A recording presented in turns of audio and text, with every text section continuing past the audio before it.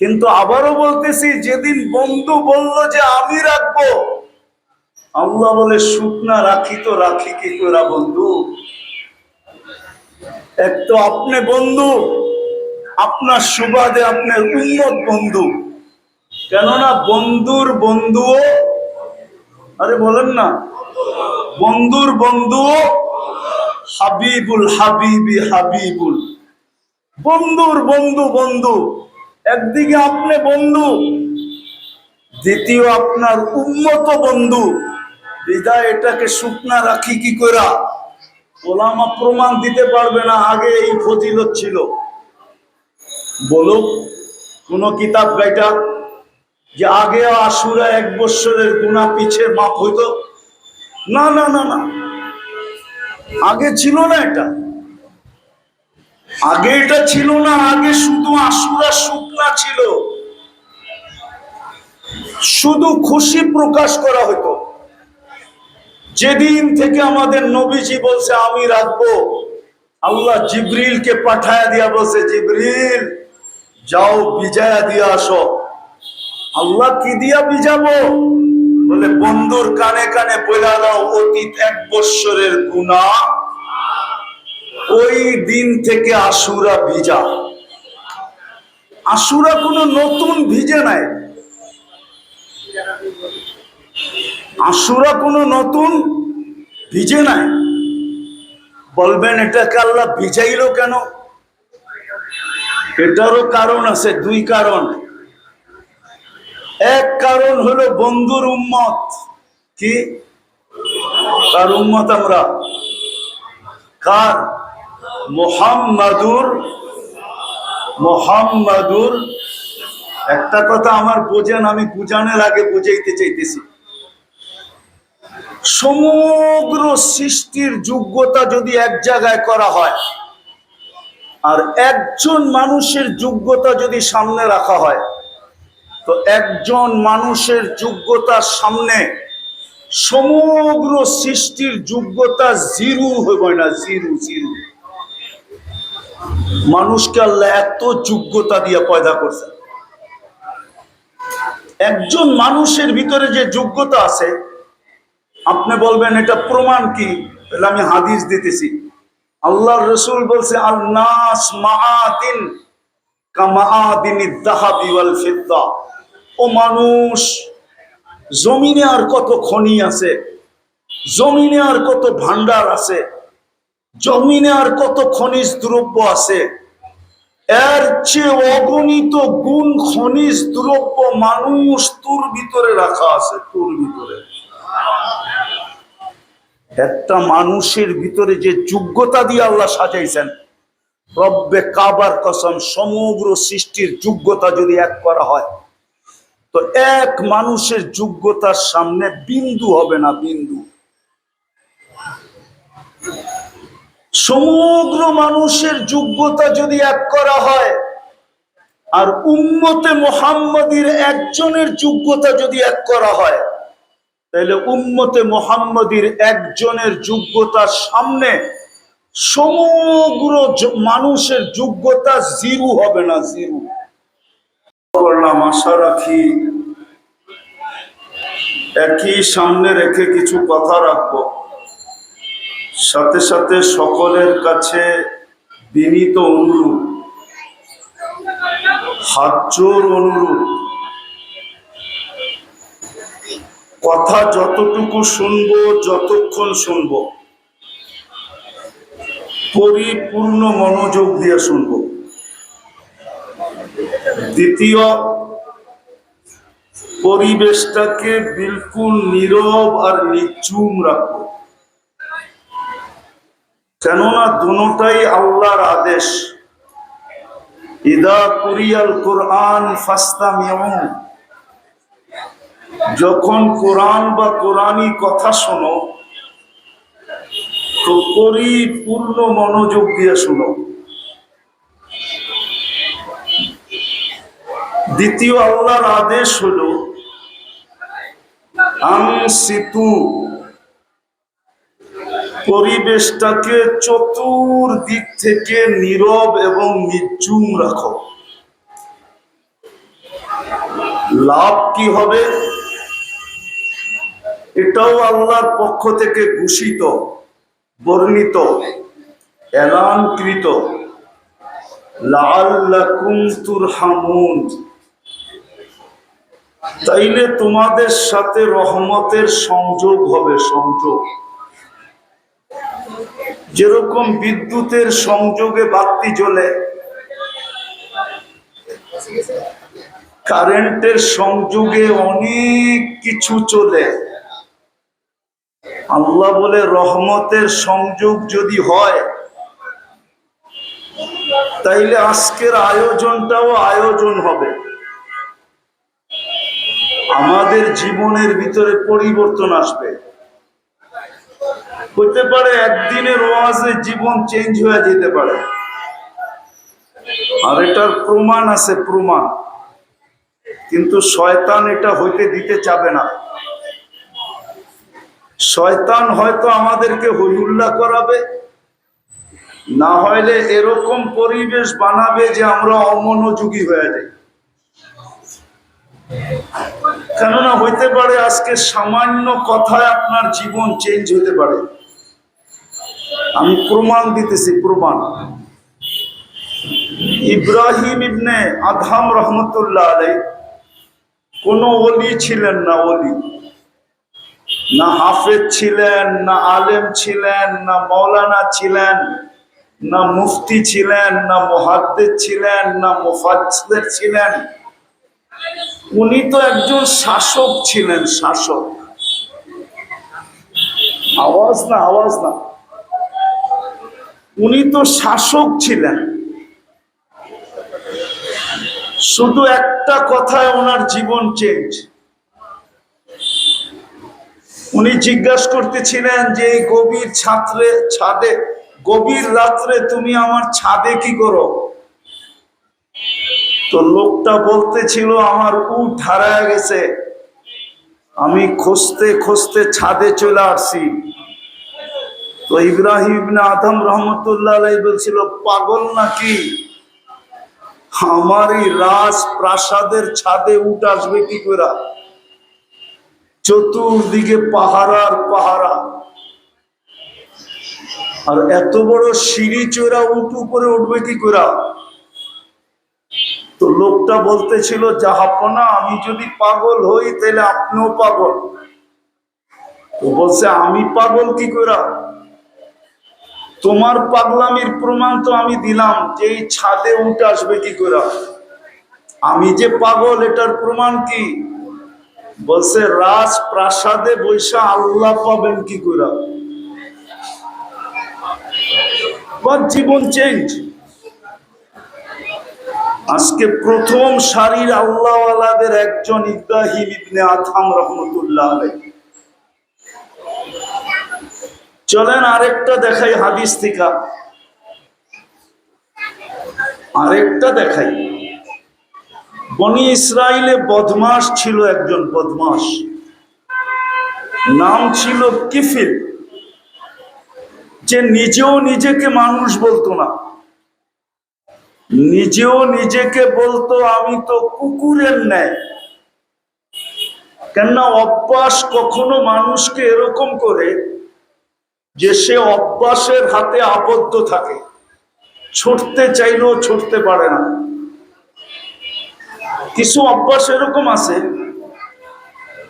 আমাদের সমাজে দেখা যায়, যুবকরা যখন মাদকে আসক্ত হয় তো মা বাবা কোথায় বহু জায়গায় নিয়ে দৌড়াইতে থাকে, কিন্তু ভালো হয় খুব কমই, ঠিক না? কি বলেন? সত্য তো? হ্যাঁ। তো সে নিজেকেও নিজে মানুষ বলতো না। একদিন এক মেয়েকে নিয়ে আসছে, গুনার পিছনে প্রতিদিন সে বর্তমান টাকায় 50 থেকে 60 লক্ষ টাকা খরচ করত। আল্লাহ তাকে টাকার পাহাড় দিছিলেন। তো একদিন এক মেয়েকে ধরে নিয়ে আসছে, কামরায় ঢুকায় দিয়া বলছে, আমি প্রস্তুতি নিয়ে আসতেছি। তো আয়েশা দেখতেছে মেয়ে অজোরে কাঁদতেছে। তো জিজ্ঞাসা করছে, ওই মেয়ে কাঁদিস কেন? আমি তো তোকে টাকা দিয়েই নিয়ে আসলাম।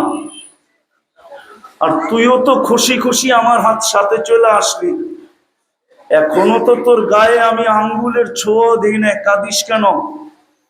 তো মেয়ে বলতেছিল, শুন কিফিল, আমি বাজারি মেয়ে না, আর যেটার জন্য তুই আমাকে নিয়ে আসছো তো এটা আমার পেশাও না, আমি বিপদে তোর হাতে ধরা দিতে বাধ্য হয়েছি।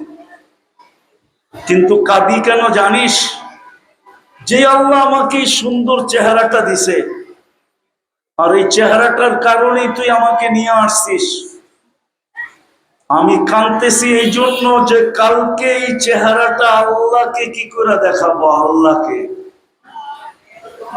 এতটুক বলতে দেরি, কিফিলের দিলে তীর মারলেও এত জোরে লাগতো না, যত জোরে ওর কথাটা যায় লাগছে। একটা চিৎকার দিছে আর জমিনে পড়ে গেছে। বলছে, বোন, তোর গায়ে তো হাতের ছোঁয়া দিলাম না, তাতেই তোর এই দুরবস্থা, আর কালকে আমার কি হবে? আমি তোর গায়ে হাত দিব না, টাকার পোটলা তোকে দিয়া দিলাম, বান্ডেল তোকে দিয়া দিলাম, কিন্তু একটা অনুরোধ করব, তুই চোখের পানি দিয়ে আল্লাহকে একটু বইলা দে, আমি তওবা করলাম, আমার তওবাটা যেন কবুল করে। ওই রাত্রেই কিফিলের মৃত্যু। হাদিসের কিতাবে লেখা আছে, দরজায় স্বর্ণ অক্ষরে লেখা উঠছে, কদ গফারাল্লাহু লিকিফিল, আল্লাহ কিফিলকে মাফ করে দিয়েছেন। ওয়াজ বেশি শুনতে হয় না, যদি আল্লাহর রহমতের কানেকশন থাকে তাহলে অল্প ওয়াজে জীবন চেঞ্জ হয়ে যায়। আর না হইলে এটা 40তম চলতেছে, 40তম,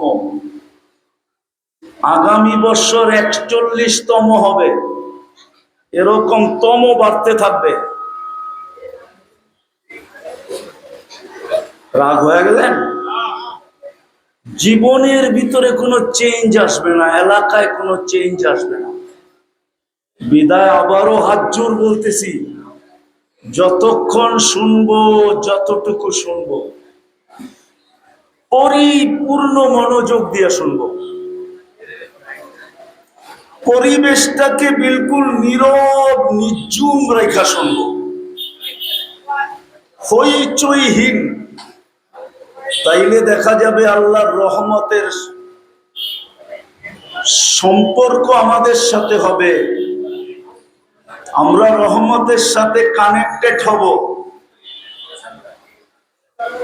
আর যদি রহমতের ছোঁয়া আমাদের লাগে, ও মেরে দোস্ত, একটা উদাহরণ দেই, যদি পরশ পাথরের ছোঁয়া লাইগা লোহা সোনা হইতে পারে, তাহলে আল্লাহর রহমতের ছোঁয়া লাগলে আপনি কেন সোনা হবেন না? দুনিয়ার সোনা তো মানুষ কাগজ দিয়ে কিনে, কি দিয়া? যান তাঁতি বাজার যান, বেশি দূরে তো না আপনাদের এইখান থেকে, নিউ মার্কেট কি বেশি দূরে? আরে নিউ মার্কেট বেশি দূরে? আওয়াজ কমাও, আওয়াজ। নিউ মার্কেট কি বেশি দূরে? সোনা নিয়ে গেলে কাগজ দিয়ে কিনবে, কাগজ। আপনি নিজেকে সোনা বানান, আল্লাহ জান্নাত দিয়া কিনবে, জান্নাত দিয়া। বিশ্বাস হয় না? আমি কোরআন দিতেছি, ইন্নাল্লাহ আশতারা, আল্লাহ বলে বানায়া দেখা সোনা, নিজেকে বানায়া দেখা সোনা আমি কিনবো। আল্লাহ কি দিয়ে কিনবেন? কাগজ, ডলার, পাউন্ড, ইউরো, দিনার, রিয়াল, রুপি, টাকা, সবই কাগজ। আল্লাহ বলে, না, আল জান্নাহ, আমি তোকে জান্নাত দিয়ে কিনবো, জান্নাত। জান্নাত চিনেন? চিনি তো না জান্নাত। নিজেকে সোনা বানান, আল্লাহ জান্নাত দিয়ে কিনবে। এই জন্য আমি বলতেছিলাম, পরশ পাথরের ছোঁয়া যদি লোহায় লাগে, ওটা যদি সোনা হইতে পারে, তাহলে রহমতের ছোঁয়া লাগলে আপনি সোনা হবেন না কেন? রহমত তো পরশ পাথর। রহমতের ছোঁয়াতে তো মানুষ শোনা হয়। দুটা দেখাইলাম, ইব্রাহিম ইবনে আদহাম, ওটা রহমতের ছোঁয়াই লাগছিল। আরেকটা দেখাইলাম কিফিল, ওটাও রহমতের ছোঁয়াই লাগছিল। এরকম আপনার আমার উপরেও যদি রহমতের ছোঁয়া লাগে, তাহলে এই মজলিস থেকে সোনা হয়ে উঠবো, সোনা হয়ে। নাইলে কিন্তু তম বাড়তে থাকবে। আমার চেয়ে ভালো ভালো সুপার বক্তারা আসবে, আপনি শুনতে থাকবেন, কিন্তু জীবন চেঞ্জ হবে না। যা হোক, আমি আবারও অনুরোধ করতেছি যে পুরা মনোযোগ দিয়ে শুনবো, আর পরিবেশটাকে নীরব রেখা শুনবো। কেননা লম্বাও করা যাবে না, লম্বা করা যাবে না। আবাসিক এলাকা, দীর্ঘ রাত পর্যন্ত মাইক চলুক, এটা আমি পছন্দ করি না। উচিত ছিল 11টার ভিতরে করি সমাপ্তি ঘটায় দেওয়া। রাত্র 12টা 1টা পর্যন্ত মাইক চলবে, এটা আমি পছন্দ করি না। বিদায় আপনাদের কাছে অনুরোধ, কথা লম্বা হবে না, আওয়াজহীন শুনবো। প্রশ্ন মনে করতে পারেন, কথা বলার ভঙ্গিও মনে করতে পারেন। আপনাদের এই পবিত্র আশুরা নিয়া আপনাদের আয়োজনটা, আচ্ছা বলেন তো, এই কথার হোসাইন রাদিয়াল্লাহু তাআলা আনহুর শাহাদাতের পর থেকে কি আশুরা শুরু হয়েছে, না আশুরা এর আগের থেকেও ছিল? কি আগের থেকে? উনি কয় না, আশুরা কবের থেকে ছিল? আশুরা তো যেদিন থেকে মুহররম, ওই দিন থেকে আশুরা। কি আল্লাহ যেই দিন থেকে ঘোষণা দিয়েছেন, ইন্না ইদ্দাতাশ শুহুরি ইনদাল্লাহি 12 শাহরান ফি কিতাবিল্লাহ, যেদিন থেকে আল্লাহ 10 মাসের ঘোষণা দিয়েছেন, ওই মাস থেকে, ওই সময়ের থেকেই মুহররম। ঠিক না? ঠিক না? মুহররমের 10 তারিখকেই তো আশুরা বলা হয়, ঠিক না? সত্য তো? তাহলে বোঝা গেল আশুরার ইতিহাসটা অনেক পুরাতন, ঠিক না? হ্যাঁ, আরে অনেক পুরাতন না? যেদিন থেকে আল্লাহ 10 মাস, ধ্যান দিয়ে শুনতে হবে কিন্তু, নাহলে আমি যা বুঝাইতে চাইতেছি ওটা বুঝাইতে পারবো না। খুব মনোযোগ দিতে হবে। যেদিন থেকে আল্লাহ 10 মাসে 12 মাসের ঘোষণা দিছেন যে বৎসর হবে 12 মাসে, ওই দিন থেকেই মুহররম 12 মাসের অন্তর্ভুক্ত একটা মাস, ঠিক না? আর মুহররমের 10 তারিখকে বলা হয় আশুরা। আশুরা মানে আষাঢ়, 10 থেকে আশুরা হয়েছে, আষাঢ় থেকে আশুরা। তাহলে বোঝা গেল এই মাসটার ইতিহাস অনেক পুরাতন, ঠিক না? আশুরা শুরু হলো কেন, এটা আগে বুঝতে হবে, তাইলে আমি আপনাদেরকে বুঝাইতে পারবো আশুরা কেন শুরু হলো। আল্লাহর রাসূল যখন হিজরত করেন মদিনা মুনাওয়ারা, তো যায়া দেখতেছেন মুহররমের 10 তারিখে ইহুদিরা যে ছিল মদিনাতে, 2 কবিলা, বনু নজির আর কোরাইজা, এরা আশুরার 10 তারিখে রোজা রাখত। 10 তারিখে কি করত? রোজা রাখত। বাকি 2 কবিলা যারা ছিল, আউস আর খাজরাজ, এরা ওই দিন মেলা হিসাবে উদযাপন করত। আল্লাহ রাসূল ইহুদিদেরকে জিজ্ঞেস করছে, তোমরা কেন রোজা রাখো? তো বলছে, এই 10 তারিখে আল্লাহ মুসা আলাইহিস সালাম সহ বনি ইসরাইলকে ফেরাউনের হাত থেকে মুক্তি দিয়েছেন। আর ফেরাউন এবং তার জাতিকে নদীর ভিতরে ডুবায়া মারছেন। এই খুশিতে এই দিনে আমরা রোজা উদযাপন করি। তো আল্লাহর রসুল বলছে মুসা আলাইহিস সালাম তো আমার ভাই, উনিও রসুল আমিও রসুল, উনিও নবী আমিও নবী, উনিও কিতাবদারি আমিও কিতাবদারি, তো এই রোজা তো আমার রাখা বেশি প্রয়োজন।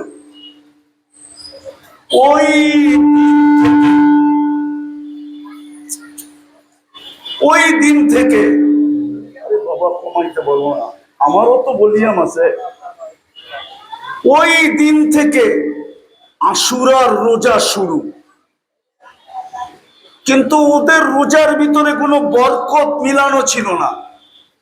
ওদের রোজা ছিল শুকরিয়ার রোজা ছিল, কৃতজ্ঞতার রোজা ছিল যে আল্লাহ মুসা আলাইহিস সালাম সহ বনি ইসরাইলকে ফেরাউনের হাত থেকে বাঁচাইলেন। চিরশত্রু ফেরাউন এবং তার জাতিকে দরিয়ায় নীলে ডুবায়া মারলেন। বিদায় শুকরিয়া হিসাবে রোজা ছিল। কিন্তু ওই রোজার ভিতরে কোনো কি ছিল না, কোনো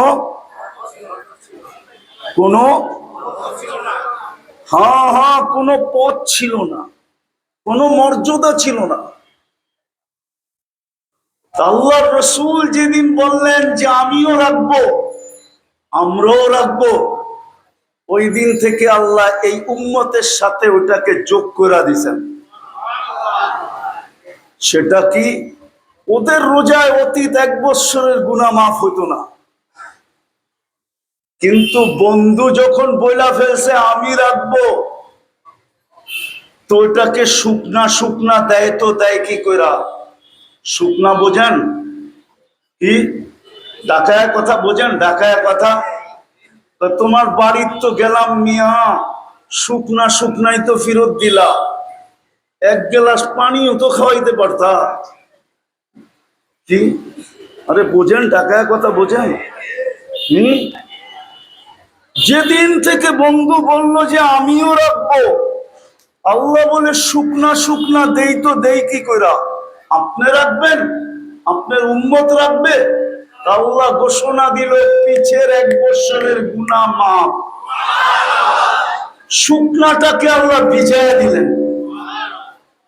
ওই থেকে আশুরা শুরু। ভালো মতে বোঝেন। কিন্তু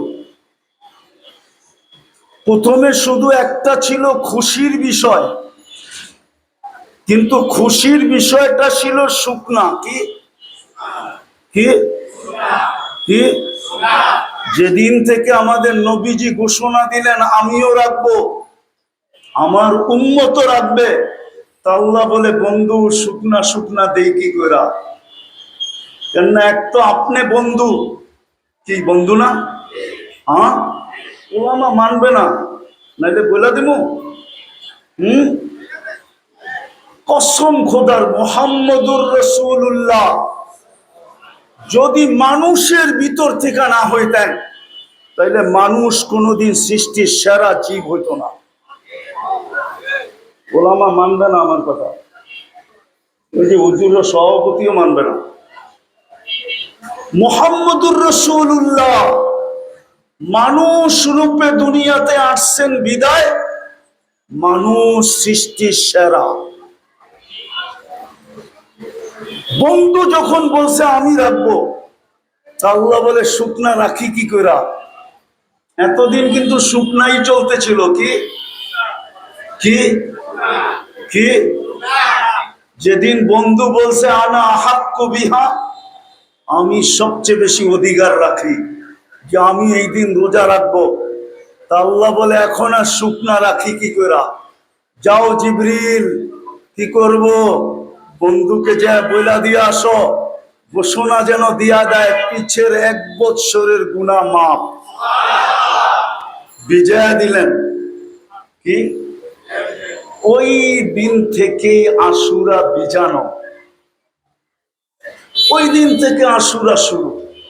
আরো আগের থেকে আশুরা শুরু, কিন্তু আগে আশুরা ছিল শুকনা। কি মনে হয় বুঝাইতে পারি না আপনাদেরকে। শুধু খুশির বিকাশ